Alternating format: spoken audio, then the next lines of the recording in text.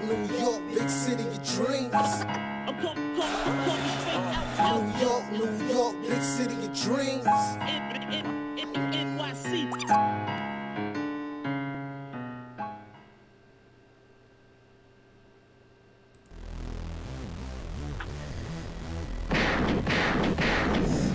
What's going on? This is Jay Ellis from Nick of Time Show, here to give you that Knicks talk just in the nick of time. And once again, the Knicks win, man. The Knicks beat the Detroit Pistons 104 to 102. Not as exciting as the Miami game because the kids didn't go off. We had Julius Randle coming back after a 3-game absence. And you had Alec Burks making the stops, but nonetheless, it's a Knicks win. RJ Barrett gives you 21 points, 9 rebounds, and assists. Randle comes back with 20 points, 5 assists, and 7 rebounds. Fournier gives you an anemic 11 points. Alec Burks, pretty strong game for Alec Burks, gives you 18 points. Seems like he likes to play Detroit. Quickley came in and gave you some high-flying assists and some rebounds. Toppin gives you 10 points. Mitch gives you 9 rebounds and a lot of blocks, 4 blocks to be exact. The Knicks had the rebound edge, 63 to 42, and get to the free throw line with regularity and put the game away against the Detroit Pistons, winning 3 in a row, completing the gentleman's sweep of the Detroit Pistons. And we're here to talk about it all, the good, the bad, and the ugly. All right. Before I get to the details of the game, first let me introduce my guy from the YouTube channel across the street. I call him the Raw Metaphor. It is the Raw Hebrew Remnant. What's going on, Raw? Salute, J. Ellis. All right. And of course, you already know who it is. It is the man, the myth, the legend, the guy with the stats and the facts. Ryan G is in the building. Let's go. I'm gonna start off. Sir G is chilling. Sir G is chilling. If y'all don't know where that's from. All right. But let's get this thing started. As you know, I like to start out with the angriest panel member. And today's winner for angriest panel member is the Raw Metaphor, Raw Hebrew Remnant. Was the angriest as I was setting up the Zoom call today. So, Raw, I'm going to let you start it off. What did you think of today's win? Did it satisfy your palate of wins this season? This is like food that you ate, you got full, but it didn't taste good. You know, I mean, the thing is, look, at this point of the season, okay, let's look at this 2 ways. Let's say, okay, Thibodeau's competitive, he wants to win. Okay. The group that's been winning him games was the group that came back from 17 down against Miami and took control of the game against Charlotte. That's the group that's been winning him games. At the same time, we kind of know from the first 70 games, let's say 72 games, that the crew he's been trotting out most of the season is 30 and 40. So at this stage, I want to see Obi get Randle's minutes. I don't want to see Randle out there 30 minutes, not even 30 minutes. I want him to I want more Deuce. I want more Grimes. Okay, Grimes wasn't there, played Burks. But what is the point of winning look, man, this was not the Utah Jazz we beat. This was not, the Chicago Bulls. This was not the Milwaukee Bucks. This was the freaking Detroit Pistons. And we barely beat them because this fool decides to keep running that same crew at every chance he gets. I'm fed up with it. So, yeah. Listen, man. It's funny. The first quarter starts, and the offense was terrible. The offense was really terrible. I mean, truth be told, my Robinson, and I feel like Robinson and Barrett's offensive rebounding kept us in the game in that first quarter. And they kept us, from getting blown out with that horrible offense. And you know what? When the kids came in, the Knicks had like a 4-point lead.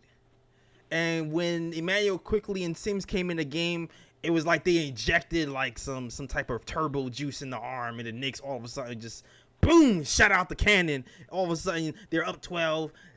all of a sudden, second quarter they up 21, and the kids kind of just did it again. It's like it's crazy because we were worried about the second unit, and Mobb Deep since Derrick Rose has been down, and Mobb Deep has resurrected like it's Easter. Right. Came early for the Knicks, and they've been killing it. They've been killing it with Deuce and with Deuce and Sims and Emmanuel Quickley. So I get Wall's trepidation with this game. I like that analogy of I like the food analogy. I like, you know what I mean? We got the food because we got the win. We got the food, but was it healthy food? Was it Whole Foods? It was more like McDonald's. Right. Was it satisfying? Yeah. Exactly. It was kind of like old chicken nuggets. You know? Old day-old chicken nuggets. Yeah, the day-old chicken nuggets. That's it right there. The day-old chicken nuggets. I mean, I guess we got the win, but does it feel good? Did you feel energized? No. So we got that old chicken nugget win today. Right. That's right. Ryan, let us know what you thought of the game, man. Well, I'll say this.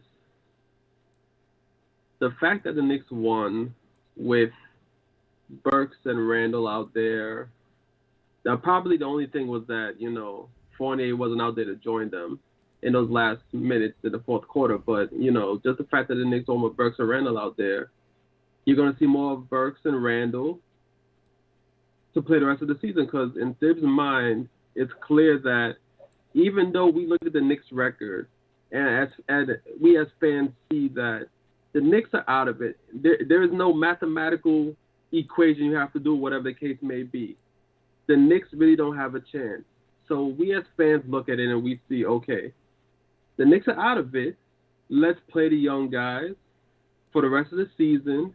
Let's see what they got, and hopefully whatever momentum they pick up towards the end of this season, they can bring it into next season. But we have to recognize Thibs is a different type of man. Thibs is a different type of robot. Thibs does not think like us. What Thibs sees is that, the Knicks are how many games out of that play-in spot? Well, like 3 or 4 games out right now. So Thibs is like, 3 or 4 games out of that playoff spot, that play-in spot. There's 7 games remaining. That means we're not mathematically out. So you know what I'm going to do?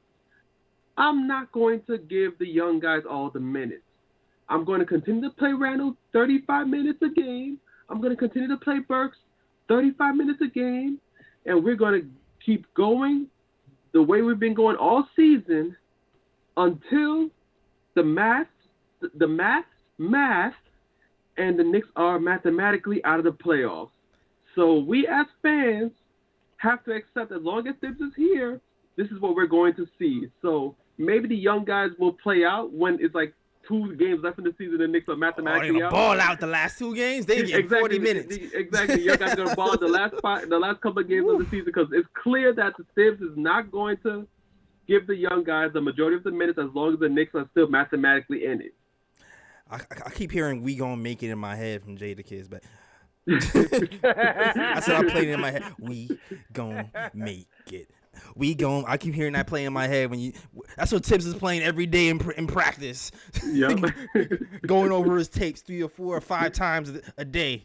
You know what I mean? Unlike us Knicks fans, because we don't go over tapes at all. We just Gosh, man. No, that's the thing though. But he's been winning with the kids. Yeah. It's not like he's losing with the kids. It's not like he's taking. They're beating people. So you can get both. What you say? You can knock birds with one stone. You could still win, and you could still develop in this thing. You don't have to. It doesn't have to be mutually exclusive. I thought the smart thing, and I thought this is what they were doing. Like, just shut Randle down for the rest of the season. I mean, just shut him down.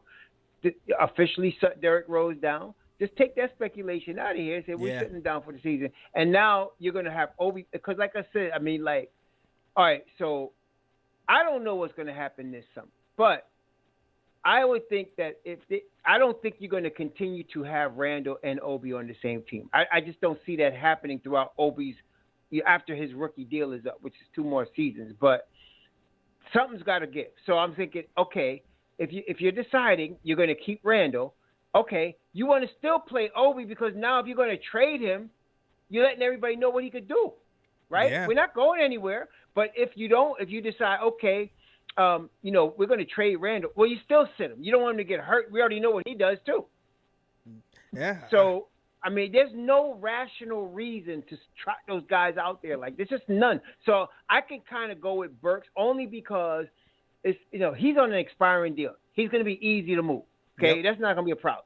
But come on, man, you sat Randle for 2 games and look what happened, man. Then all of a sudden you put him in, the ball stops moving, the turnovers go up, the defense loses its energy. I mean, look, just like you said, JM, they put the kids in, they go up 21.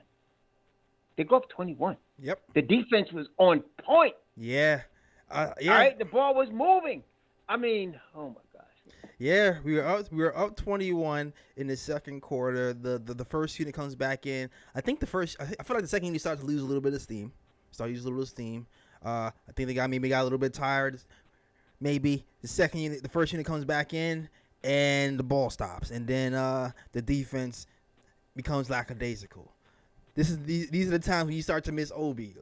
Like shout out to Tommy Barrett. He posted a clip of Randle making a turnover, and then he kind of just stays back there on defense, and it's kind of just like these are the things you weren't dealing with when Obi was playing 30 minutes ago. Right.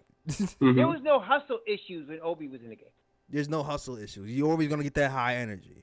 You're not gonna find him sauntering back on defense because he didn't get a call. Right, and it's just so that energy shift is very noticeable when the first unit and the second unit come in and out of the game. Also, what's that girl's name? What's that girl's name, man? She's on Monica McNutt. No, not that sweetness. The other one, the one that no, the one that was on she's on with the SNY. What's her? Ashley Moss. SNY. Ashley. She said something very interesting the other day. She said if you from New York, you have a feel for bad energy. And she said Randle brings bad energy. And I have to agree with that. Yeah. And seeing Obi's energy, it's not just like energy in terms of like activity, which is really good from Obi. It's just the energy, the whole attitude energy changes. Yeah. Attitude. So that when you bring Randle, there's a slowdown. There's like, okay, I'm taking over. There's a brooding type of energy. And it just, I feel like it affects the whole way the thing is run. Nah, I agree with you. And not only that, that first unit is so ISO heavy too. Like even in that third quarter, you already know what Tibbs does. Third quarter comes in, that first unit lacked energy. They lacked defensive focus. Evan Fournier was getting beat all willy-nilly. Alec Burks was getting beat by Corey Joseph on drives. The transition defense was bad. And it just seemed like they fell asleep. And on top of that, it became ISO ball again. And then it's like we're up at halftime. All of a sudden, we're only up by like a point, or they tie the game up. And you're looking at the coach and you're going, they're not going to bring the bench in. They're going to let Yeah. Shout out to Sweeney, because Sweeney Pooh on Twitter, he tweets this every game, and he's just like, and today he was just like, watch Tibbs call timeout, and then trot the same starting 5 right back at it again. It's sad though, really, that everybody can know exactly what he's going to do and exactly what the outcome is going to be. Right, exactly. Yeah. I will give Coach credit though for actually drawing out an out of timeout play that worked and giving Evan Fournier some open threes and actually promoting ball movement. I'll give them credit for ball. I'll give them a little bit of credit today. We won. Yeah. Yeah. We won. Ball movement was apparent, and even in the fourth quarter, I felt like we went to R.J. Barrett in the fourth quarter, and he got to the hole. They swung the ball around. I got an open 3 Alec Burks. That's something that I've been wanting for the whole season, you know? Yeah. Not to just go straight up ISO ball every single time and have some ball movement in the fourth quarter. So right. I'm going to give Tom some credit for that and RJ for making the pass. But there's still some other things that we have to fix. I'm sorry. Go ahead, Ryan. I cut you off.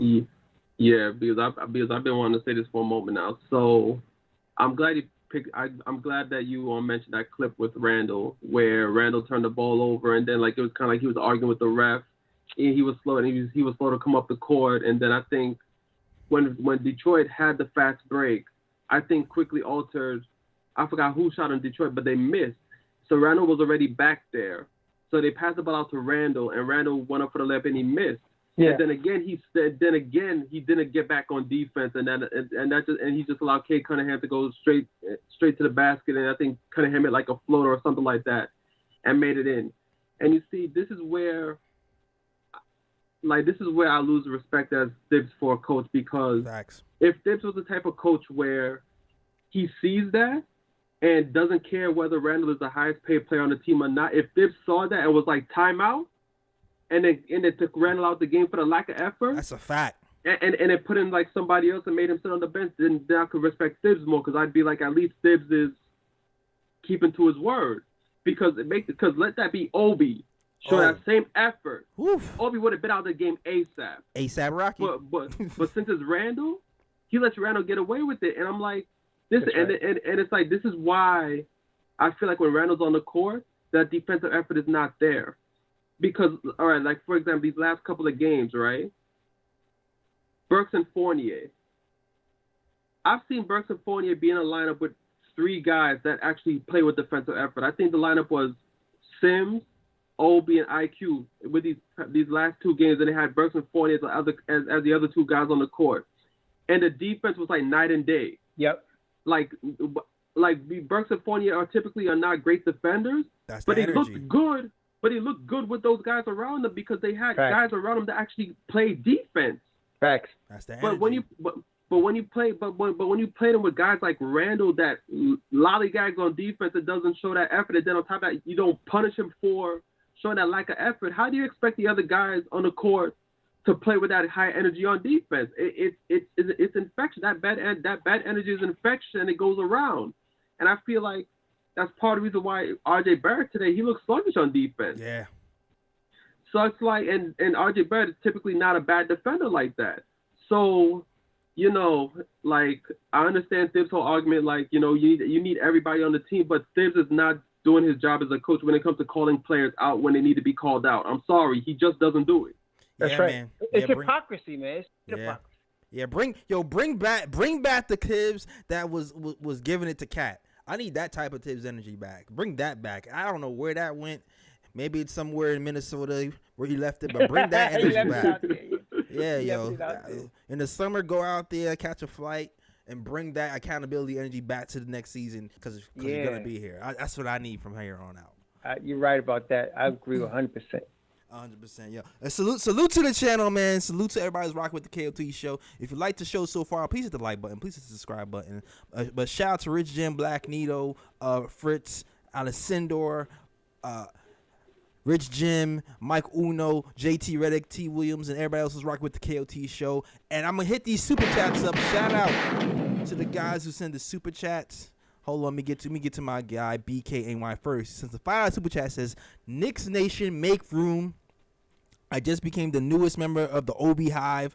Sell Randle, sell the vets, play the kids. I'm with it, man. You're late, but it's about time. But welcome. It's welcome. Welcome this room. This room in the Hive. But the door in the Hive for Obi, man. Yeah, the door's opened at 7, and it is now 10. So you're a little late, but I still welcome you. It's cool. shout out to Black and White, to PKNY, man. And also, $2 super chat to Black Nito. It says, salute to them KOT Massive. Free to ute them. I got you, man. Yeah, free to ute them. Let's go. Oh man, yo, Fridge, do we have any callers up? I was blacked out. I was hardly paying attention today. I don't know if we have callers or not today. If not, we can continue the chat. Man, because we can talk about this. Maybe people. No, I'm saying maybe people eating their Sunday dinner right now. That's why we ain't got no calls. All right, cool. So, is that what it is? Okay. Yeah, okay. Man. If you guys want to talk and you want to call into the show, you already know what to do. Hit call in 319-527-6241. So yo, the Tibbs conversation was a big one. I want to see if I can make this work. I actually have a clip pulled up for you guys to listen to, and then I want to get your guys' thoughts on Tibbs, because we talked about it a little bit, but man, it definitely seemed like Tibbs was on edge a little bit, and maybe from his comments, it seems like what's been going on around Knicks Nation and Knicks Twitter has been hitting the locker room in some capacity, and he's reacting to it. That's what I got from his comments. But I'm gonna play the comments. I'm gonna play Tibbs' comments from the post game before or after the Heat game, and we're gonna talk about it for a second. Pretty simple. With the young legs in the fourth quarter, how much did that help? I mean, it seemed like the Heat weren't expecting that type of barrage.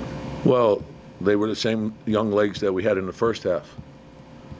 Right. You know, so like the thing is like, I mean, you guys are like trying to nitpick this, nitpick that, but you need everyone over the course of the season, right? So, you know, we love our young guys. We see it every day. They're supposed to bring energy, and they did. They were terrific, you know. But you need RJ, you need Julius, you need Mitch, you need everyone, and so you need Evan, you need Alec.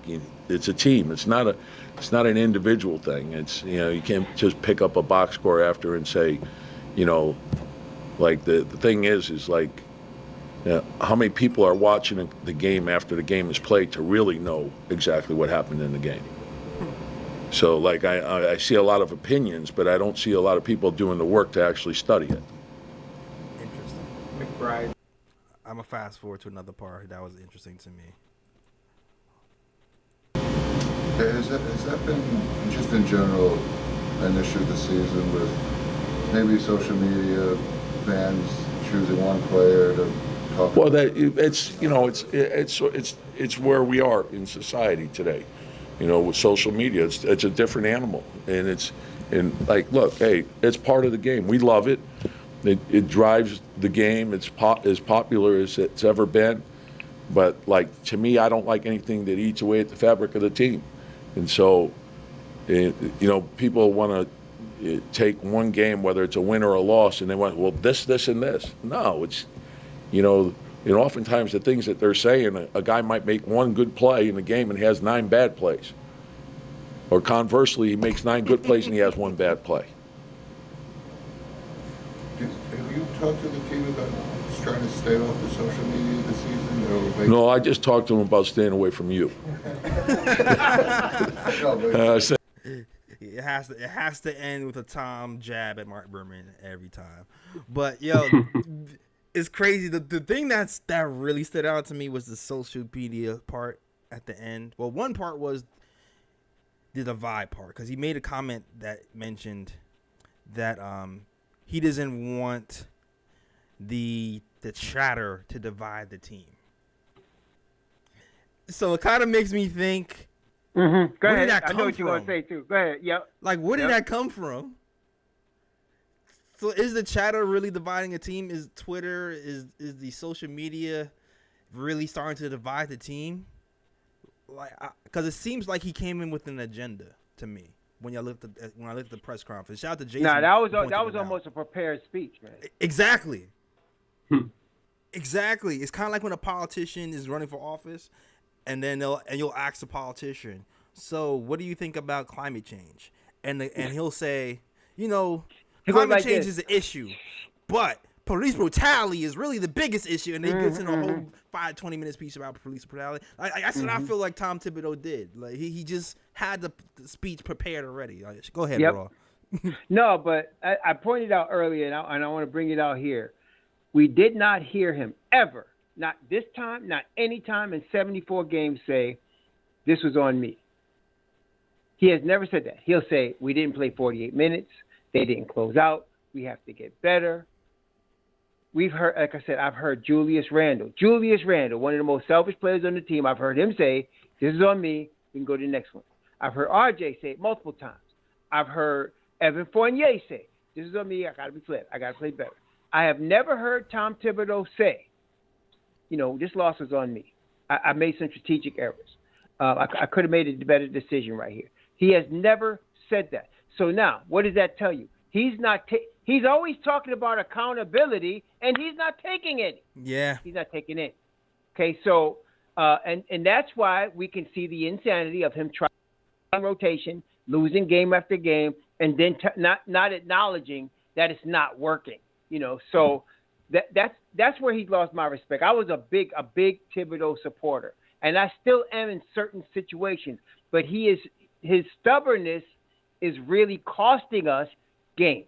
I feel like if he'd have played these kids that he had running Thursday and Wednesday and Friday, we would have won 10 more games, I think, this year. We could have won that. But it's because of his rotation. I mean, listen, am I making stuff up, or is this something that's just in my mind where the second mob unit will bring up the lead or cut the lead, and then all of a sudden he brings back a Randle, a Burks, and somebody else, and we lose? I mean, how many times does that happen? A lot. So here we are. We're up 21. He's sitting there in the third quarter, as he does all the time, just watching the lead disappear. It's like watching ice melt in the sun. You could just watch it going away. And instead of just getting them out of there 6 minutes or 8 minutes, he lets it go all the way down. Finally, he starts putting the unit in that's going to try to bring it back. And if they don't bring it back right away, guess what he does? He subs in Alec Burks and Julius Randle, and he proceeds to try to lose the game. R.J. Barrett and Mitchell Robinson won this game. Mitchell Robinson's 5 blocks were huge. All 5 of them were huge. And then R.J., as inefficient as he was sometimes, he gutted out this thing and got us to win at age 21. And he has been showing all season, he's the true leader of this team. He's the true leader. And you know what? You notice, if you guys notice, when you see the intros, you don't see Julius Randle. You don't see him no more. Actually, R.J. Barrett. Actually, Julius Randle's been skipping intros, especially away. He's been doing that for a while now. That's been like his little thing, his new ritual. So, I'm talking about like when they flashing all the highlights of the players. Oh, okay. Well, that's a little bit different. I'm seeing RJ being highlighted, Grimes being highlighted. I even saw on Friday he was highlighting Deuce a little bit, but they didn't highlight Randle. So I was like, you know what? I'm hoping that means they get rid of his behind, and I hope Tibbs not too far behind, because these two guys, they lose my respect, man. I'm like, come on, man. I mean, Randle loses it because, I don't know, I think Kobe, with all of his greatness, badly influenced some guys. He badly influenced Alonzo Trier, and he's badly influenced Randle. They work hard, but they're very self-centered players, man. Yeah. And it's not cool at all. Yeah, I give Randle for establishing that work ethic culture here, but the attitude thing is a little bit different. Ryan, do you have anything to add to it?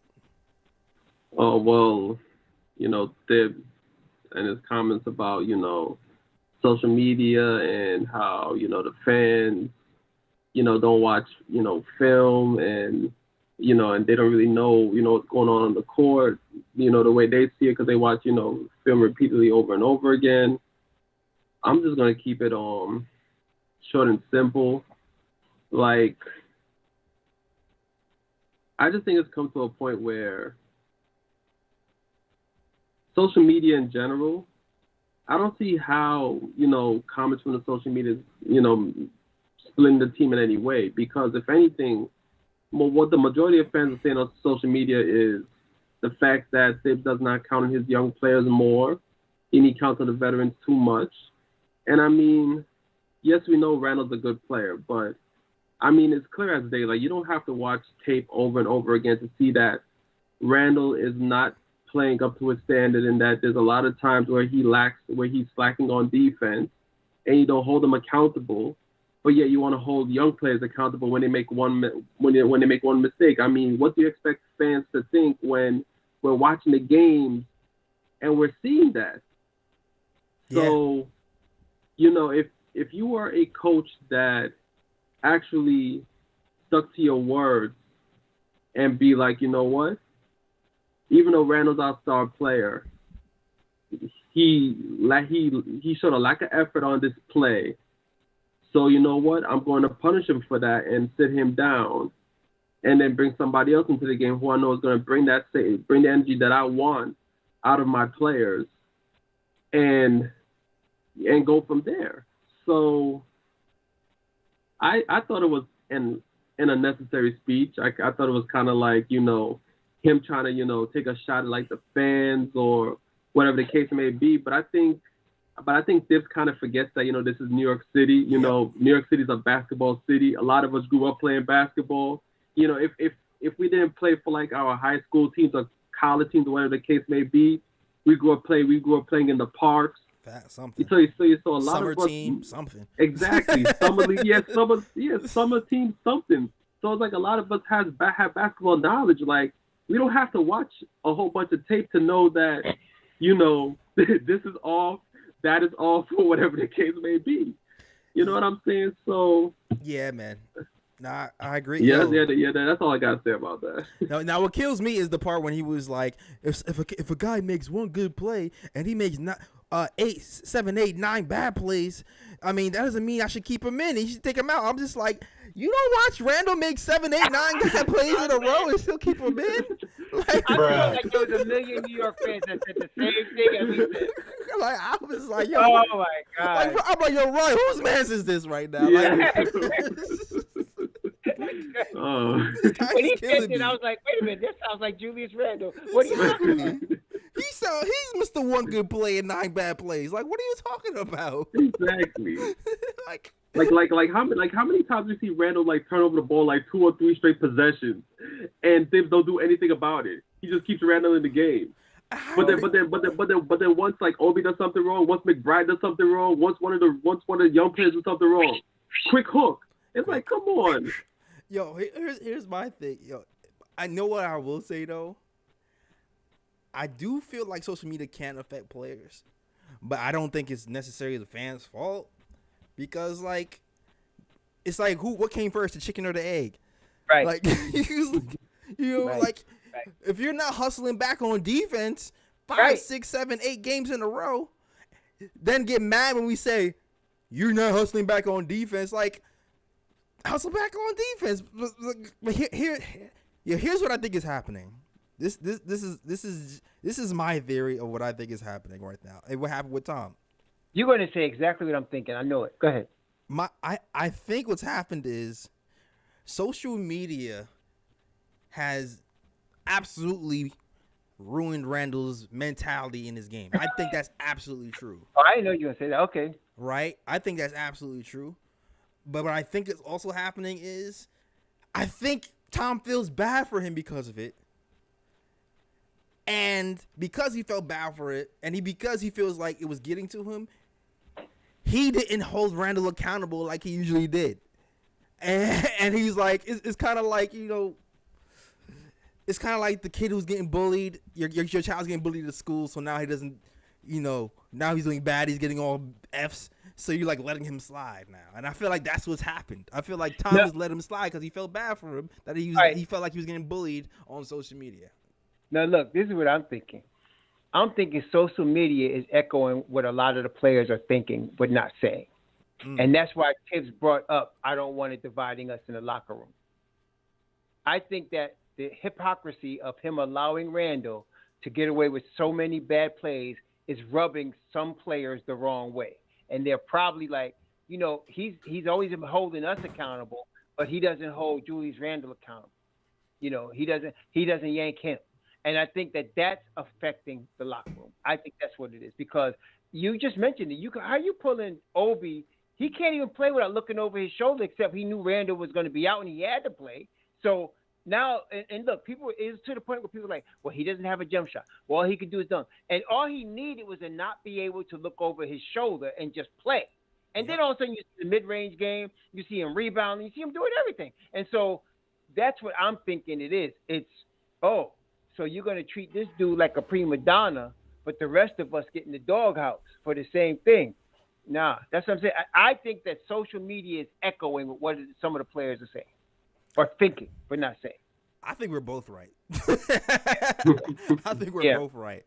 I think we're both on point. And I don't know if you have anything to add, Ryan, because I just realized you got mad callers now and we'll be going for a minute. So, but you have anything else to add to that, Ryan?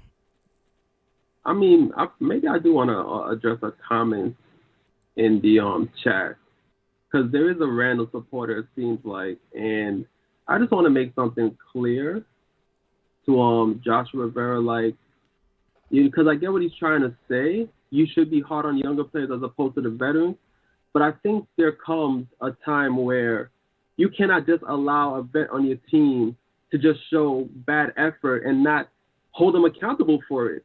You know, like, you can't just be like, oh, this player's a veteran, so if he's out there showing bad effort, let me just leave him out there, whatever the case may be. Like, I feel like you have to set an example for your team. Yep. Right. Mm-hmm. You know, you cannot have, because when you let somebody who should know what the hell that they're doing, like somebody that you should put all your trust in and be like, you know what, this guy's been in the league for this amount of years, so he should know what I expect from him. I shouldn't have to tell him what I expect from him. He should know. So if he's out there not doing what I expect from my team, how am I going to just let him get away with that and not hold him accountable? You're not setting a good example for the players on your squad by doing that. That's right. And that's my whole point. That's right. Well, one more thing I wanted to add too. The elephant in the room is all of this when the Knicks are 30 and 40. I don't care who he is. If you're 30 and 40, you suck. You are what your record says you are. Bill Parcells was right. You are what your record says you are. And this is the leader of the team.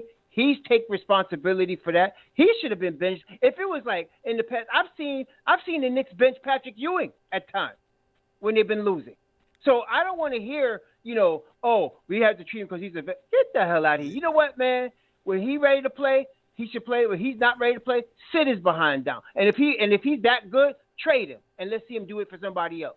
I have no problem because we are 30 and 40. We're not 41 and 30 like last year. We're 30 and 40, and this guy was bearing the brunt of it, man. I don't want to hear that.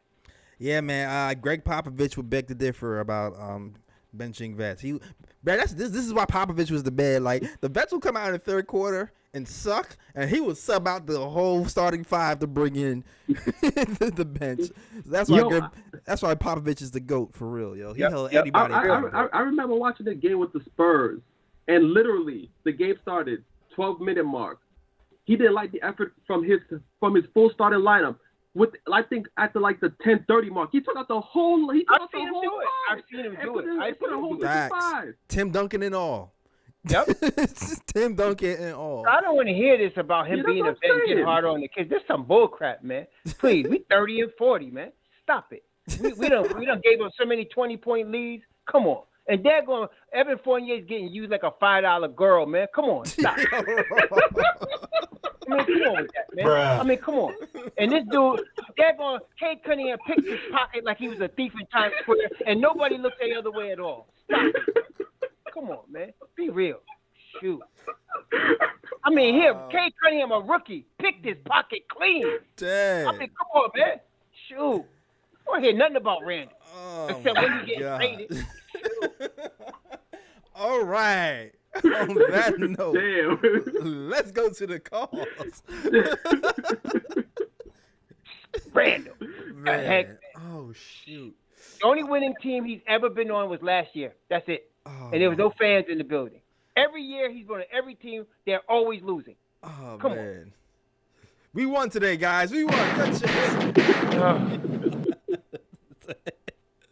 Let's get to these phone lines, man. I know these phone calls are choppy. If this was like the Wizard of Oz, he'd be the one that need a brain.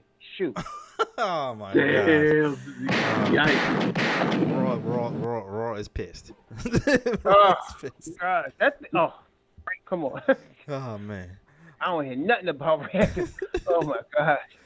Oh, man. All right, first caller up. I don't know who the first caller is, but let us know what your name is and where you're from. And what do you want to talk about? All right. Hello. Hey, this is Craig Ward. What's going on, gentlemen? How y'all? What's going on, Craig? Hey, man. What's up? Yeah, shouts out to Jay Ellis, captain of the KOTV, the KOT. I appreciate you. Right. Shouts out to Stats and the Fats, Ryan G in the building. Yes, sir. And also give a big shout out to, I'm going to call him the Continental Man because he's part of my continental breakfast. When I get up in the morning, I have my coffee, I have my muffin, and then I have my draw. All right, then. All right. Okay, listen, I got to give it up to the win, but it's really not a win because when you were sitting there on a 21-point lead with the kids in play, and you take them out and put the starters in, and just like how you said, watching the snow just start to melt, you go start singing the song, and that become our Knicks song. Here we go again. And you get that burning sensation in your stomach, and you just say, wow, why can't we just get it together? Here's my take on the Randall thing. Randall is a spoiled brat, and his parents is like those people, the coaches, like them parents in the grocery store that let their kids run amok, acting a fool, treating things, knocking things off of the counter with attitudes and stuff, and you want to chastise him by saying, come on, Julius, do a good job, be good. Don't talk to the refs like that. That's not nice. But he's doing it anyway. You know, let it be one of them parents. You know what I'm talking about. Them ghetto parents that'll snatch them up by their arm and start shaking them. My parents. And I'm in the car now. And lock the door while I go in the store and finish shopping. Then you'll wait till I come back out. He's not getting that kind of a treatment. And if he does get that kind of a treatment, maybe he'll start balling right. How many times have we seen one or two times when Tom takes out the starters and puts them on the bench and put the kids in, and he's got his arm crossed, soaking like a child, like, man, I could have did that. No, you couldn't, because if you did, you would still be out there. You know what I'm saying? So those are the things that just irritate me. One more thing, too, is I really do appreciate the coming up of Quick. My only thing on Quick is the fact that I just want him to look up a little bit more often, because there's so many times when you got whether it be OB open at the moment, or it would be Mitchell open for like whatever passer that's like when he's bringing the ball up. He holds on it just a second too late. If he can get that part down, I think our fast break will be unstoppable. My last thing is the fact that if you remember, if you ever see the end of the games and they're being interviewed, the kids are being interviewed about their games. First it was Quick, and then it was Obi. They said how we win is because we're playing like the NBA style of basketball this day. We're playing quick, energetic, and showing that energy. When we won with the kids, we were passing the ball. They were moving around in different spots, making themselves available and open, which is the way how we should have started playing all season long. That half-court plays, it's garbage. It's not working. And if you're looking at the games and you're looking at the tapes, why aren't you feeding off of those things which is not working and picking up the things that are do working? You keep going back to the same old thing, which is that insanity thing. Doing the same crap and expecting to change. It's not going to happen. So right. I really feel like we're going to give Tom this one more year, because he had that conversation when he first got hired. He spent the night over Julius' house. So I'm going to make you the star of the Knicks. You're going to be my main man. We're going to sit down, we're going to have dinner, and we're going to be best buddies. And whatever they try to get on you, I'm going to protect you. And you don't worry. You just continue to keep playing what you're doing, and I'm going to back you up. Well, that's the reason why Julius has the attitude that he does. He's going to be our downfall. He's going to be our downfall if we continue to let him get away with it. Appreciate y'all taking my call. Blessings to you, gentlemen. All right, big ups. All right, man. That call gave me that satisfied my soul. I like that. Craig had the whole Julius Randle, Tom Thibodeau, Netflix behind-the-scenes series mapped out in his head with that story. Oh, man. Julius Randle went to his house. He said, I'm going to make you a star. And no matter what happens. Shout out to Craig Moore. Oh, boy. That was a call that helped me right there. Oh my gosh, man. All right after Kanye drops his doc, his behind-the-scenes doc, we're going to have – who's going to watch the Julius Netflix doc? Who's watching that? I'm watching. Yeah. No? Okay, just me. Why not? Cool. All right, just me. Fine. That's fine. Just me. All right. But yeah, I kind of feel like Quickley might be the best lob passer on the team. It's between him and RJ. He's very good at it. You know what? Because that floater sets it up. You don't know if he's throwing the floater or the lob. You know what I'm saying? Yeah. Yeah, he's really good with that. He is. He's very good with that. Exactly. And then he'll throw it fast too. Like there was some video going around quickly, and he's like a little hezzy and threw the float and threw the lob to, I think it was Sims or it was a Mitch. I think it was a Mitch. And I was like, man, that was quick as hell. Was it quick that threw that lob that when they started making a run that Obi caught and flushed with two hands in the second half? Was it quick that threw that to him? I think it was. I think it was. Yeah. RJ, That means. Well, you mean the lob where Obi went baseline? Yeah, he came baseline and caught it like way up IQ, there. IQ. Yeah, I was like, dang. I mean, sometimes you think, oh, that's too high. Obi just goes up. Exactly. He's like, Shoot, man. Yeah, but shout out to Quick. He's been playing really well lately. He's been the shot in the arm that we've needed, and he seems like he's like the veteran for the young guys now. You saw him with the little iPad going over plays. I'm like, and he be pointing stuff like he know what he doing. I'm like, you know what? Stop it, man. Everybody know you. Everybody know you the grandson. You good. But you know what though? I like Quick though. People be so sensitive, but I think Emmanuel Quickley is a special talent. I think he's gonna be really good.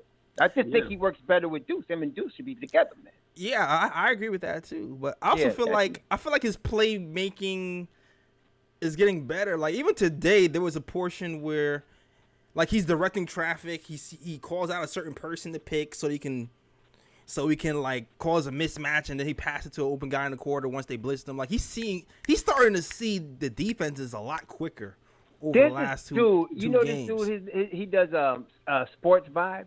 Mm-hmm. Yo, he did a good breakdown. He showed Quickley playing with Grimes and Deuce, and Quickley playing with the starting unit. And sometimes he was showing how much Quickley is better, with the first group, right? With the Grimes Deuce group, but he was pointing out how sometimes Quickley directs traffic, but he's not directing it the right way. In fact, sometimes he's making directions that's putting the Knicks in a bad position. Mm-hmm. See, so. I mean, I see him doing it, and it makes it look like he's a leader. But that's what I'm saying. When I saw the vibes break it down, I thought that was okay. But when he broke it down, I was like, see, I'm not saying IQ is a bad player. I think he's going to be good, and I think he needs more time. I mean, he's getting better, and I think he's going to be even better next season. But I just think that, I don't want to say, like, he's all of that, and then, when really it's part of – one thing Tom says it's part of true. growth. It's part of growth, and it's part of the unit. As the unit, you got to play well as a unit. And so that second unit with IQ is dynamite, man. But that first unit, they don't even. IQ has to try to do his best, but then Randall's calling for the ball, and then you got to run it through RJ, and you got all kind of stuff like that. Yeah, that's still a work in progress. I still feel like he gets Randall open shots. Randall doesn't always know what to do with it. But it's true. He gets some open shots. Like he still passes when he's supposed to shoot and he's supposed to pass. Yep. But it is what it is with Randall. I'll give Randall credit though. He hit a 3 to give us a lead today. So Oh, Randall, I'll give you some credit. Yeah, I'll give you some credit. Yeah. All right. I know Rose ecstatic about the credit. All right. Next caller. Give him credit as he packed his suitcase for him, man. Hello. We got George. George is the next caller. George is hey man. George is here. What's up, Jay? What's going on, George? I caught that last quarter. Just came from work and everything, and I'm going to be watching the rest of the game. But I'm going to shout you out because you've always been an outstanding cat since you worked with with CP and since I first seen you. Salute. And Ryan G, shout out to you too, Mr. Fact in the building. Yes, sir. And of course, last but definitely not least, my continental breakfast as well, Mr. Raw Hebrew Remnant. My man, Raw Hebrew Remnant, he brings the facts. The facts. Capital The Facts. Anyway, okay. Now, let's see. Let's start with Crackhead Randall. Hey, man. Yo, it's coming in hot. I've been seeing that guy on defense do the crackhead. Yo, he's not on crack now. Thing. Wait a minute. Yes, come on, George. Let George start. Crackhead. Okay. Yo. I got DirecTV and every game, and league pass and everything. And I'm watching, and I see like, wait a minute, what the hell was that? And I do the rewind, and I'm like, wait a minute, what the hell is he doubling for? Leaving the guy in the corner. You know how many times I see Julius Randle do that? Oh my God! Oh Yeah. oh, unbelievable. I mean, even when we've had Kemba Walker, unable to play because, unable to do what he's supposed to do because he's on one leg. Right, Rob? Anyway. Yeah, man, you can't play on one leg, bro. And he's trying on one leg. Not Julius, he's on two legs and he's not trying. But anyway. My man, George in the jungle, man. You got it. That's right. Okay. I see it like this. I still can't understand, why Tibbs is treating Julius Randle like he's Patrick effing Ewing. Come on, dude. Really?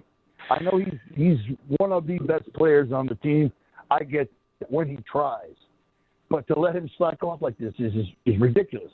Nothing but crackhead plays on defense the entire season. I mean, how does he not get held accountable for that? I mean, how does the front office not hold Tibbs accountable for that? I don't get it. Yeah. Anyway, I would like to see him shipped out or thrown into a cannon and fired. But anyway. Oh boy! Sunday crowd is wild. Man, the firestone at Julius Randle today has been great. Yeah. If Julius wants it ain't just us though. I mean, you go to the Garden, they yelling for RJ. Yeah. Exactly. Why? Because everybody knows. Everybody has two eyes, right? Exactly. Yeah. Anyway, and the thing is that he's got his wife defending his ass. With CP. I'm like, come on, man. Why are you getting involved? Stay out of it. It's ridiculous. Yeah. Yo, did you see her face on Friday when they came back though? Didn't you check it? They put the camera on her when she was sitting in. When they came back, now she's like this. Wait, who? Mrs. Randle. Oh, really? Hold on. Time out. All right. What's time out? Let's not get too crazy with the I'm just saying she wasn't very happy when they came back. I feel you. I want to steer away from the Miss Randle talk. You don't want the smoke. I do not. Because she pretty much took shots at CP and CP ain't do nothing to her. So I'm like.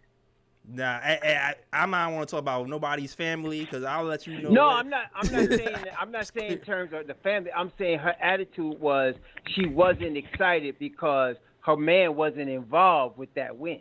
Her man wasn't involved. Like everybody was jumping up and down, and she was like, I was like, oh shoot. Yeah. Okay. Interesting.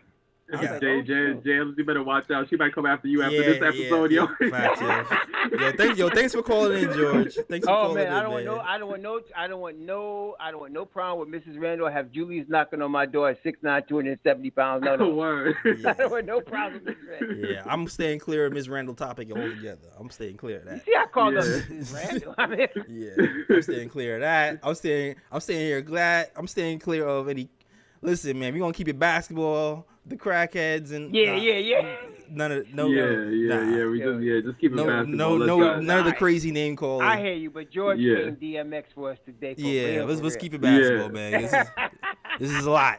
This is a lot. We're gonna keep it basketball, man. It's like I know a lot of us are upset with Julius Randle. I just didn't think it would get this far. I was like, damn, like people really coming up with fire at Julius Randle today. Like it's crazy. Yeah.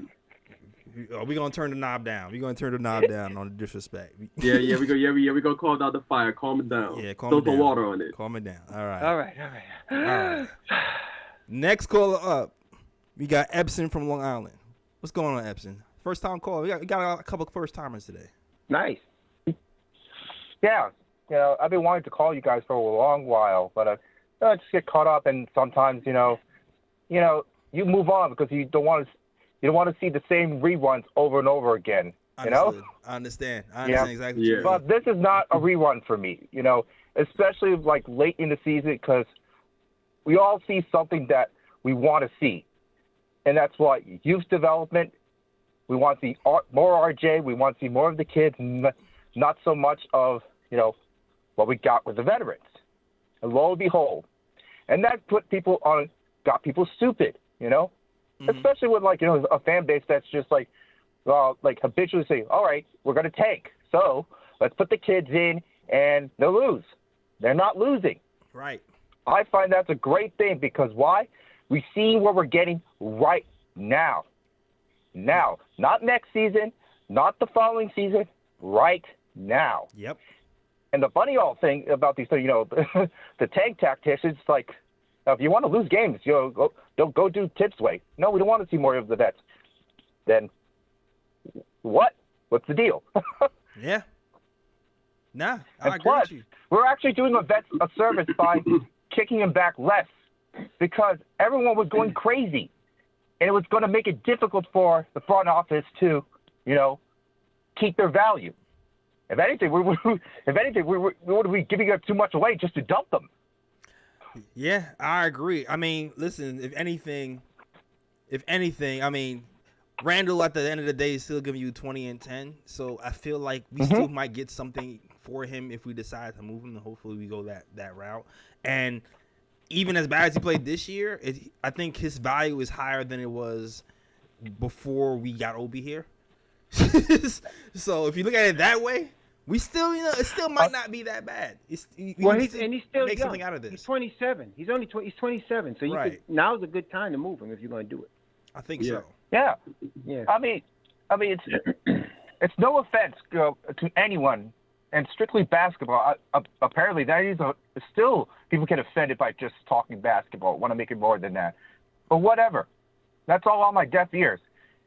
You know, the ball freezes around with Randle, so that just tells me if I want to win games, I can't have him be a playmaker. Right. Even then, so you have to be very wary about. Is he going to execute the play? Is he going to make that shot?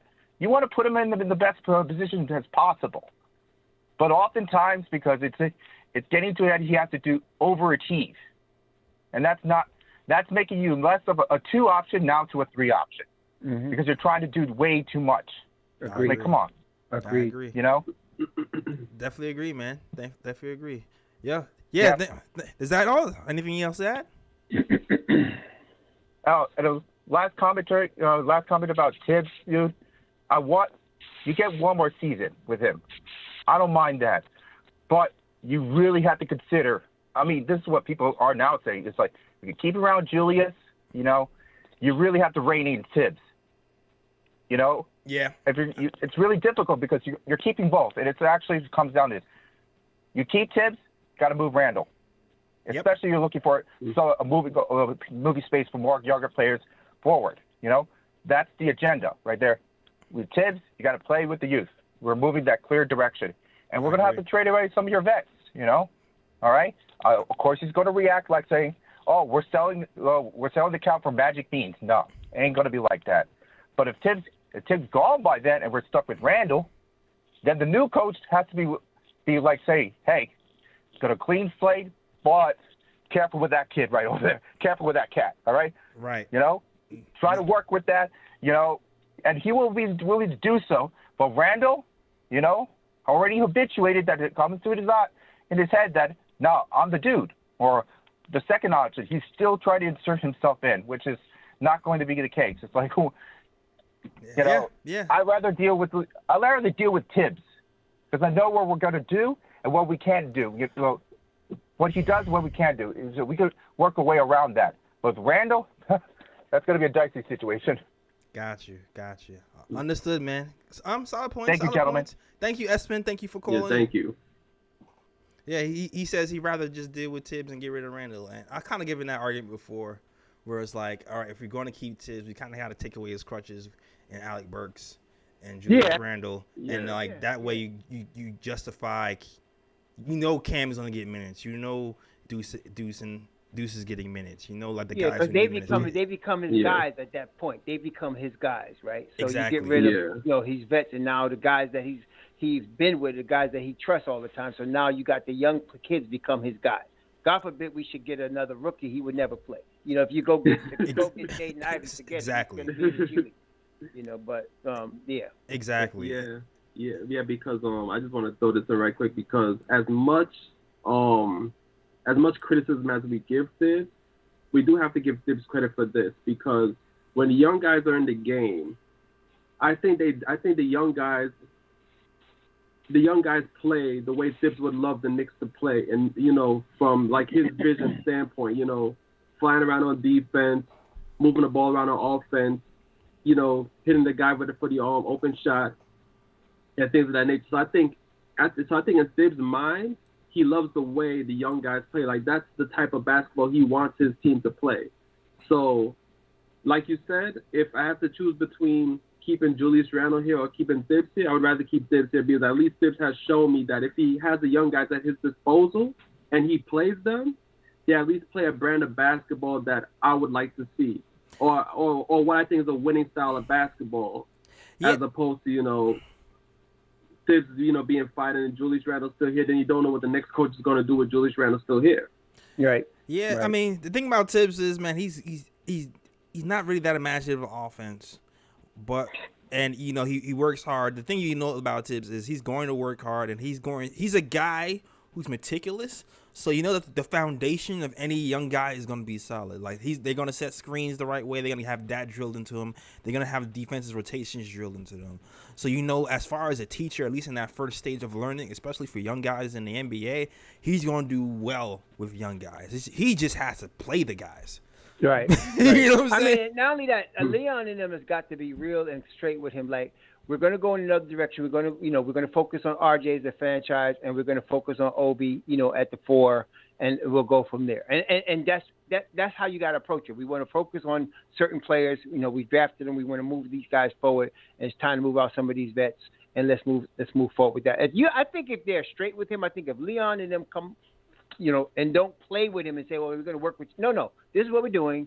Work with that. And I think he'd do it. And to me, at that point, he'll be the perfect coach for these kids because he's with them, man. Like you said, there'll be standards that they'd have to meet, you know, Right. and he would make sure they did it. Yeah, we just got to take away those crutches, man.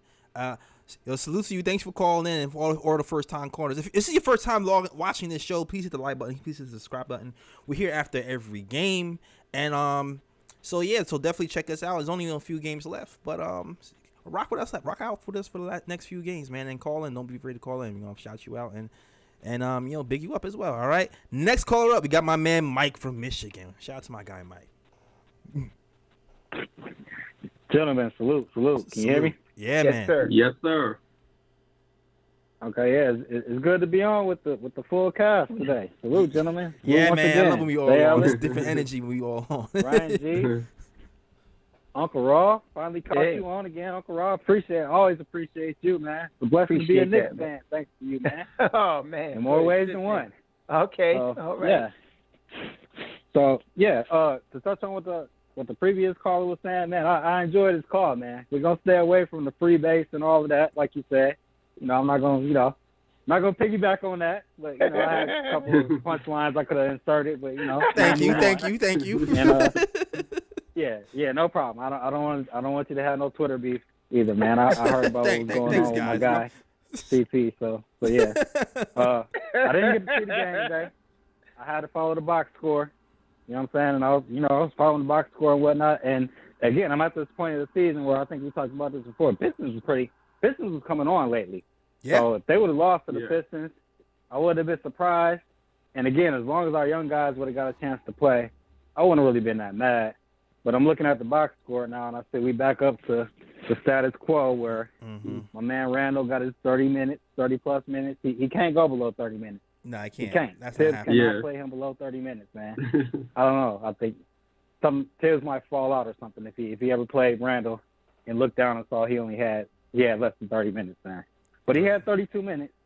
Yeah. And he was 7 for 18, you know, from the floor. RJ was 7 for 18, and And I'm doing my intern for you right now, Ryan G. I'm doing my intern thing. Okay. The stats of the facts. Let's go. I'm doing my intern thing. So, but check this out. So, my man Randle was 7 for 18 in 32 minutes, which means Obi had 18 minutes. Obi's 4 for 6. So, if we do a little basic math here, and we multiply his shot attempts by 3, which gets him up to 18 shots. Looking like my man Obi was on pace to go 12 for 18 from the field. So that efficiency is kind of what I was getting at. Yeah. You know what I'm saying? Like I got at before. He's not comfortable, creating his shot the way Randle is at this point, because he obviously hasn't logged as many NBA minutes. But he's efficient. And the efficiency and the way that the ball moves when Obi's in the game is all I care about and is all I want to keep harping on. I don't want to be the dead horse, but I have to throw it out there. I have to throw that out there, man. I got you. So, all good points, man. All good points. On point, 100%.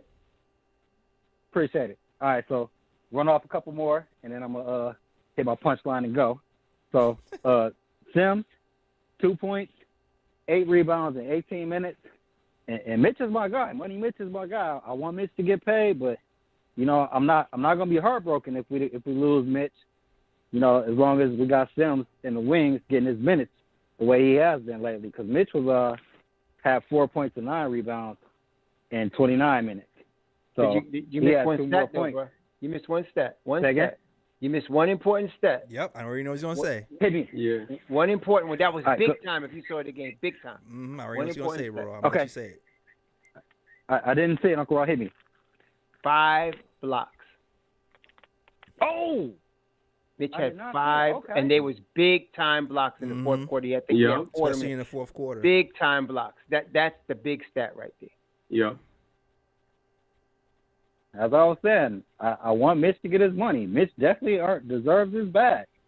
But if he don't get it, as far as the production goes, now as far as changing those shots in the intangibles, shot changing, things like that, things that don't, because, blocks register on a stat sheet. But the shots that he actually changed, if he had 5 blocks, and I'm pretty sure he discouraged some guys from going to the hole probably, 5 or 6 other times just based on what he was doing alone. Thanks. And so that part is what we're going to miss if we lose Mitch. And offensive rebound, because the offensive, listen, like when we sucked in the first quarter. We sucked in the second quarter in the Miami game. The offensive rebounding kept us in the game. That was Mitch. And that was Jericho, too. Jericho had one today, but I feel like no, but Miami he's usually had been giving us a good offensive rebound. He just didn't do it today, but Mitch Roberts been he's top 3 in the league in offensive rebounds. Yeah, so, he's top 2, I believe. Jericho gives you the defensive rebounds. Yep. Mitch gives you the offensive. That's general. big time. You win basketball games with offensive rebounds, man. Yeah. Well, you absolutely, both, depending on. And I think rebounding is all about heart and effort. You know what I mean? A lot of times rebounds is about effort. So that Mitch is giving you that effort, albeit in the contract year now. But Mitch has always been solid on the board. That's right. I will say that. Just throw that caveat out there. Yeah, you're right. It's in the contract year. It's a contract year. Everybody's superstar in their contract year. That's a fact. That's true. Yeah. So just last couple of things to touch on. The whole, and to get back to the original, like the tanking versus winning at this point in the year, because at this point in the year, our wins are just, our wins, I like winning just to see us win as a fan. Right. The tanking thing, like, tanking ain't never really worked out for us. Right. And so and the whole thing is with Tibbs, you already touched on this, so I was going to hit this, but you already touched on this, Uncle Raw.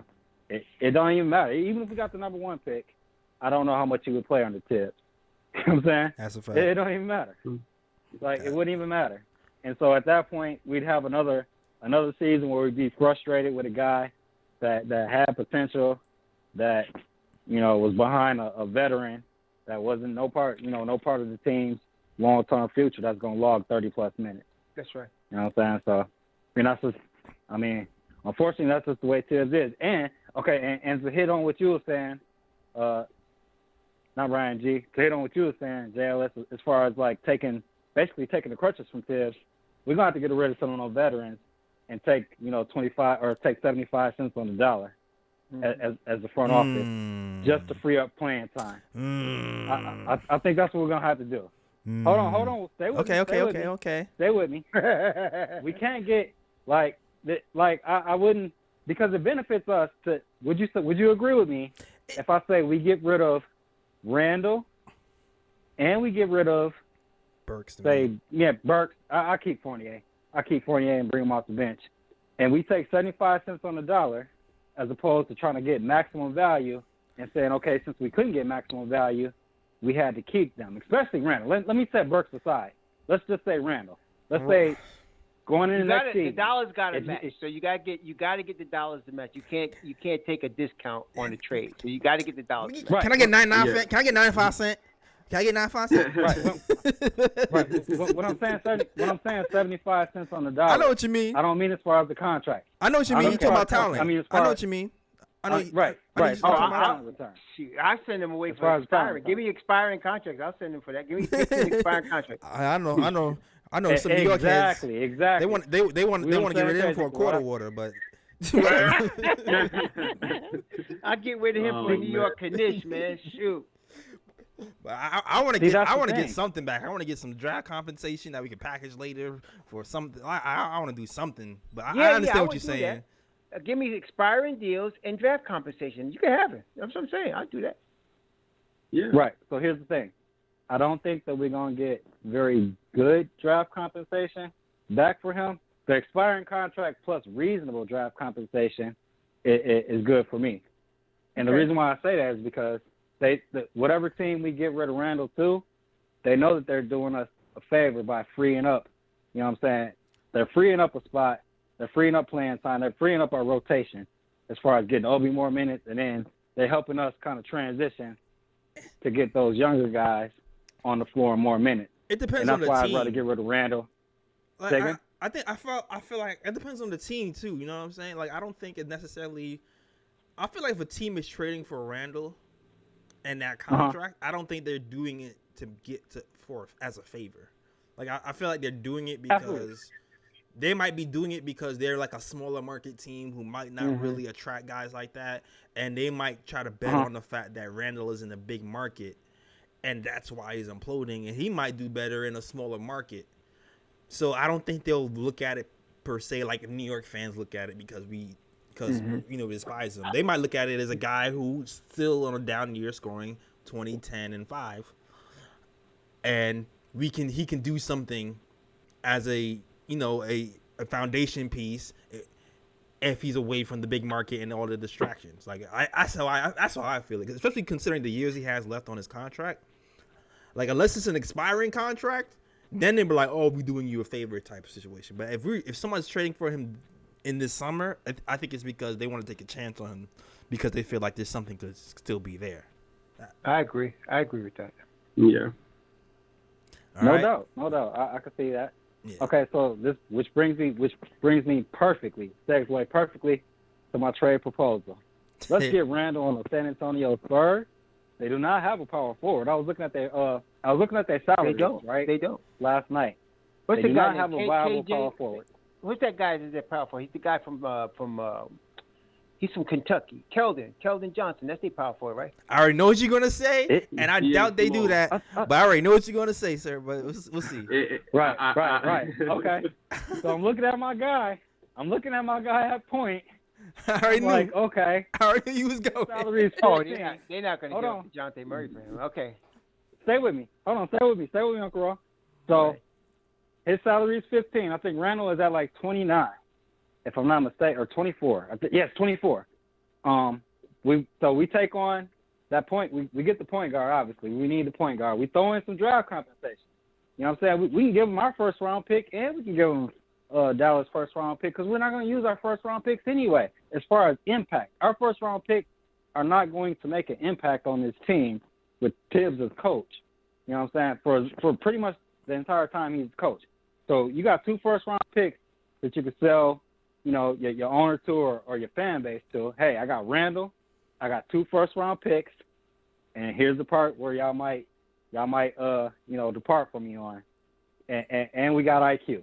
because that's gonna make the salaries match, and we're getting back Murray, and we're getting back. I was about to say Zerbiak. He's been gone. What's the other shooter that reminds me of Zerbiak? McDermott. We get McBuckets back, who's pretty much nothing. He does nothing for us but match the salaries. He does nothing for us but make those salaries match. Randall does have a 15% trade kicker. I forgot about that. He got a trade kicker too.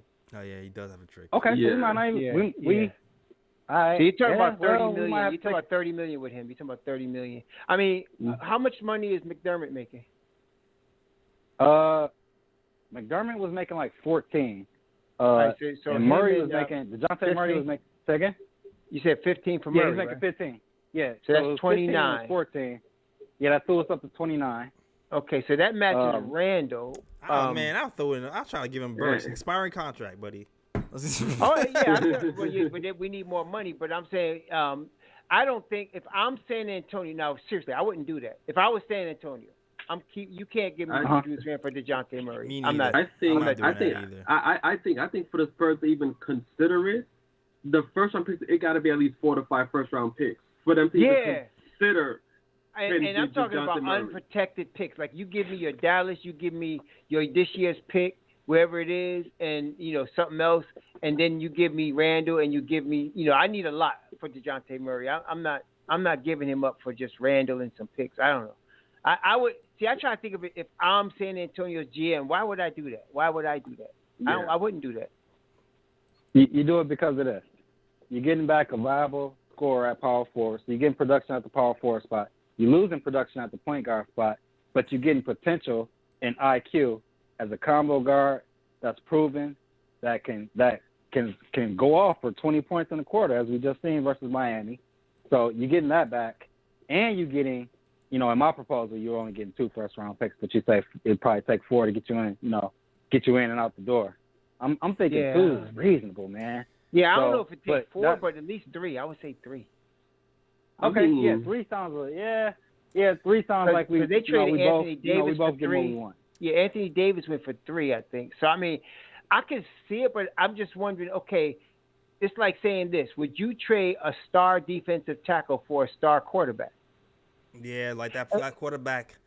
Yeah, the quarterback is way too important. It's very important. So you want my quarterback, and you give me a defensive tackle? Nah, I need a lot more than that. I need all your first round picks. I need I feel like the only time I feel like a deal like that would happen if they were like, you know what, he's about to leave, and we don't want to lose him for nothing. Right. I feel like in that situation, that would work. But if he's like on a rookie deal, so like it's just too much working against us.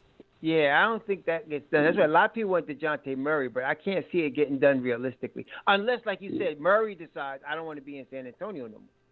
Right. Yeah. Right. So I don't see it happening. I get the idea though. I get the idea. You want to flip. You want to get him. You want to consolidate and get a more talent at the point guard spot. I see where you're going. No, I mean it makes sense. The numbers could work, but I just don't think realistically, if I'm San Antonio, I'm going to do that. The numbers it doesn't mean anything to me. I'm not losing DeJounte Murray for a power forward.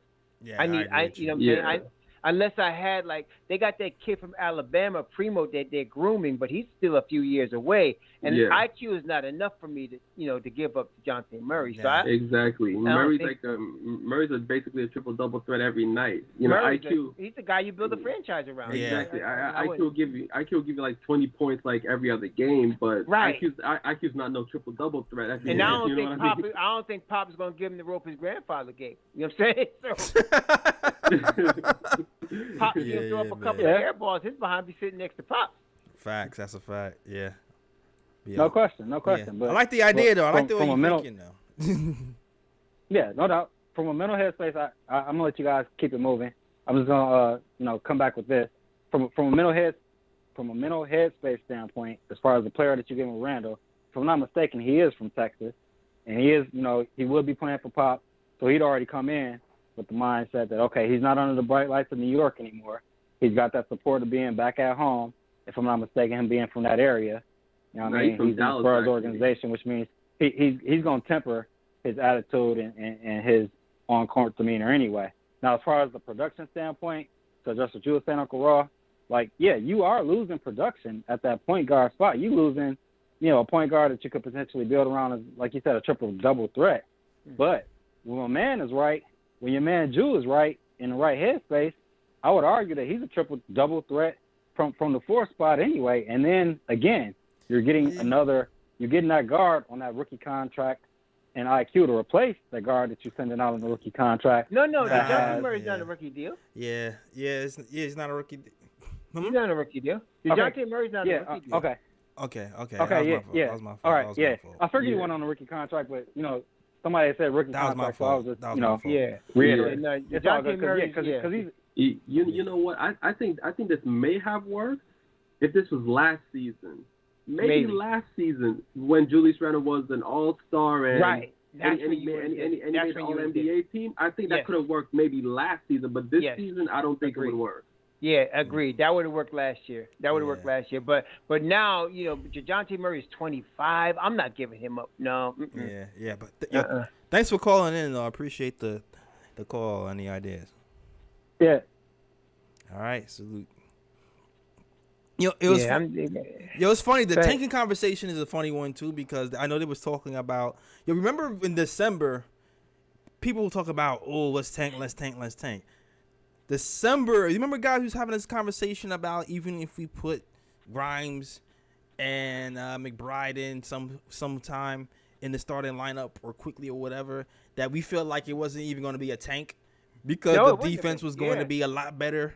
They'd have been better. They'd have won more games. So and not to say the offense would have been there all the time, but defensively our rating would have been a whole lot better. So it was possible that move wouldn't even be a tank move. It would just we would win. It's possible we would win. It'd be more. an upgrade. Yeah. It'd be an upgrade. Yeah. And obviously you've seen since then what's happened with Kemba Walker and his defense and his liability and Evan Fournier and the stretch we went on. We couldn't win a game in like January and February. But I mean, obviously right now it's the way the kids are playing.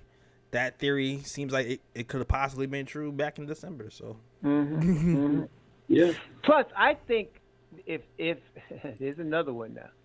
If Zion really want to come to New York, if that's in his heart to come to New York, then Randall's got to be gone.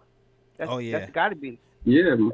That's got to be the piece that you move. You're not going to bring on Zion Williamson and have Randall on the team. So. Absolutely. That's another one. That's a situation where the guy's asking to be out. So that That's what I'm saying. And if he doesn't sign an extension this summer. That's gonna be interesting. Is he going to be healthy? I know he's doing windmill dunks, but we got a lot of food in New York. Right? I think he'd be very motivated to put down the Twinkies if he was coming to play with RJ. I think he would. The thing is, if Zion was to by some miracle to end up in New York next season, you might as well call the Knicks the New York Blue Devils because you're gonna have Zion, RJ, and Cam Reddish here all of the same damn team. Yeah, you might as well bring Coach K to the bench, man. Bring Coach K in. We might as well say, Coach K, we know you're gonna retire after this season, but you know what? We have your 3 guys here. Come to the Knicks bench. Be an assistant coach.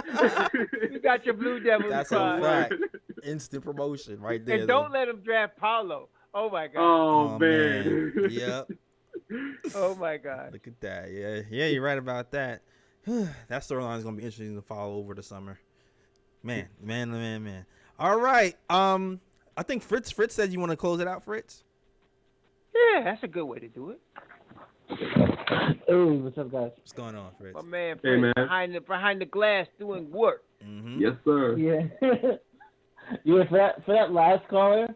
San Antonio already made their choice when they gave up Derek White to the Celtics, and basically when they gave up Derek White, that just lets you know that they got their guy at point guard for a long haul. So That's right. He ain't going nowhere.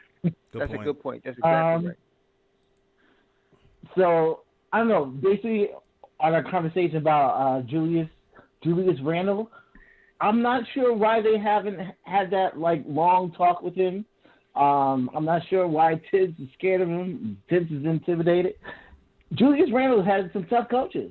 He had some real coaches. He hasn't had soft coaches. And at this point, he's a vet. And if he's a real vet, you only have to tell him once. So I don't see what the big issue of them like giving him that feedback. I just don't. Yeah, he's not a young player, but you have to keep telling him. You just tell him once. You tell him once. But you know that the Lakers gave up on it. Yo, it was funny because Julius Randle wanted to be tough, coach tough. Like, he said he wanted to be held accountable. Like, that was on his wish list. If you remember him talking about the coach he wanted, he said, I want somebody who's going to hold me accountable. Like, he requested that. I feel like I think he knows he needs it. Yeah. He's not getting it, though. He's not getting it. Yeah. Nope. Yeah, I don't know why he get. I don't know. It's a different approach. But like, if you told Julius Randle, hey, you're going soft on defense, I think he'd pick it up for 10 games.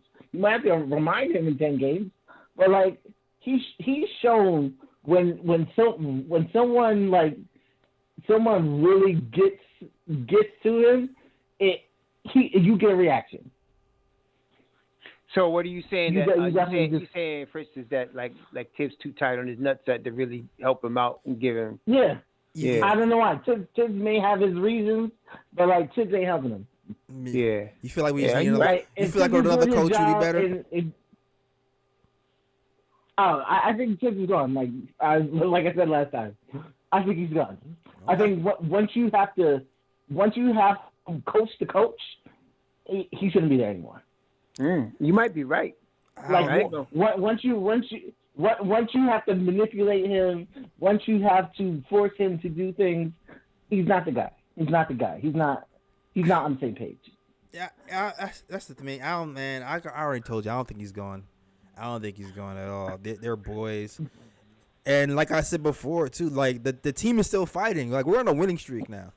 You know what I'm saying? It's like it wasn't like a physical situation where the team is lost. Game that he doesn't want to play. Yes. I think it's playing the way he didn't want to. I think it's playing the way he doesn't want to play. In other words, we're winning in spite of him, not because of him. We're winning in spite of him. We know that. Yeah. I mean, we know that. We know we're winning in spite of him, but I also see what happens when the team quits on him.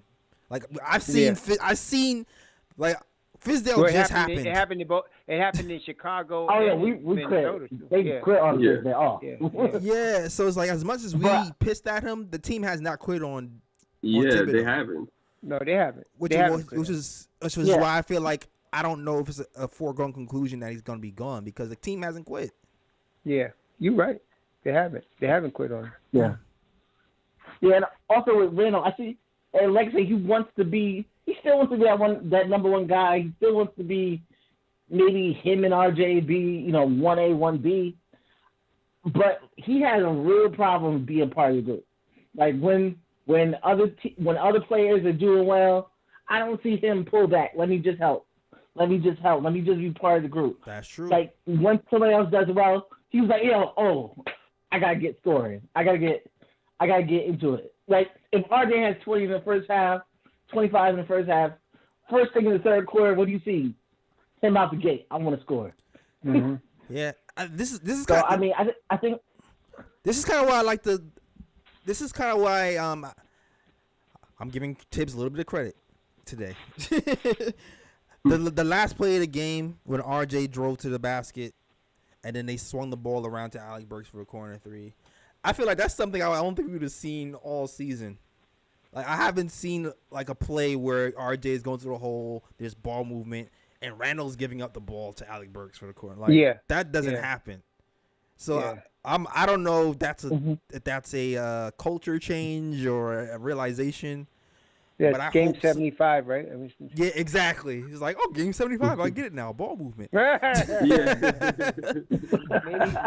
maybe he met the wizard and got his brain. You know what I'm saying? Right. Shoot. Ball movement instead of Randle ISO in the post, because knowing that he has the lowest ISO percentage in the league in the post this season. Let's do it again. Like, they actually changed it up. So I'll give him credit for that as well. Well, hopefully that's a change in the right direction.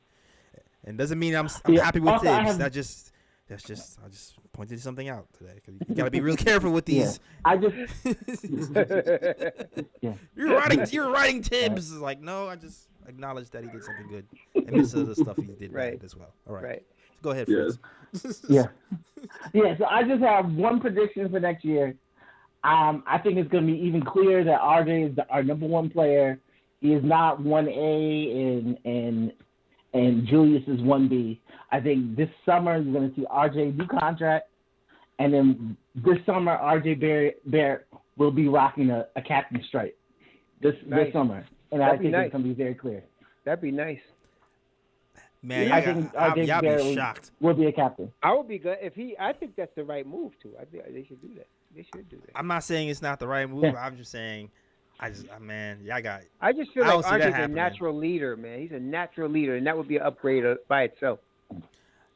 Well, the Knicks have incentive to give him a contract this summer, and because since the All-Star break, he has the All-Star numbers, and if he goes into next year and he hits All-Star, and he hits like 13 NBA, his contract potential, would be through the roof. Yeah, you're talking about So 180, it's like, sign him 200 now million. before. Yeah. Yeah, you're talking 200. I think sign him now before he hits All-Star and potentially gets 13 more NBA. That's right. Yeah. Right. I agree. Yeah. And then you could build some. You have some money to build some other players around him. Yeah, Exactly. that's the thing. You wanna, like I always say, you gotta approach it with like, hey, here's this. You know, hey, we can sign you for this number, and give him. I feel like give him incentive. You know what I'm saying? Like, Yeah, I feel like that's the way also the Knicks. numbers work better. Yeah, like I feel like that's the way the Knicks have been working. They'll be like, yo, here's your salary, and then they'll go, hey, you'll get a bonus if you make the All-Star team. You'll get a bonus. So for RJ, I'll be like, yo, bonus if you get the All-Star team. Bonus if you get like your percentages up to like a, better percentages, and then but lock them in kind of earlier. That's the way I feel like they should go. Yeah. Yeah, but that's about it. All right. But All right, That's a cool. nice yeah, way to end, it's my great man. show, guys.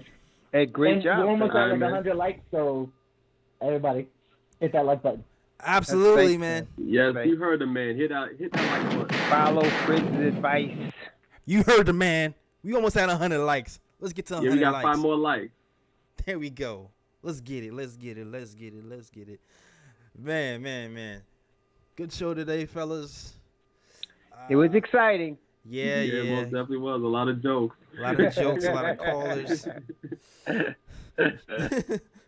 lot of points, a lot of emotions. We had trades. Look, anything less from Knicks Nation, man. What else? What else did you want, guys? We had everything today. All right. Next game, we back at this tomorrow. So after the game tomorrow, I know I'll be here. I'm not sure what Raw and Ryan's availability will be. I'll be here Monday. Nah, I can't make it tomorrow. All right. Raw has to rest on the back-to-backs. You know it is. Yeah. That's exactly on his right. Kemba Walker. I'm on my Kemba Walker thing, man. I'm only playing on one leg. What you want from me, man? What you want? But Ryan G and I will be here talking about the Knicks Chicago game, and hopefully we'll have more kids to talk about. And and hopefully talk about I don't know, Knicks win, Knicks. I just want to see the kids win or lose. I just want to see the kids. That's for all it is. You and me both, my brother. In fact, we ain't gonna see much of them tomorrow though. Tell y'all from now, because in Tibbs' mind, the Knicks are still in contention for that playing spot. So we go still see a lot of Randle and a lot of Burks.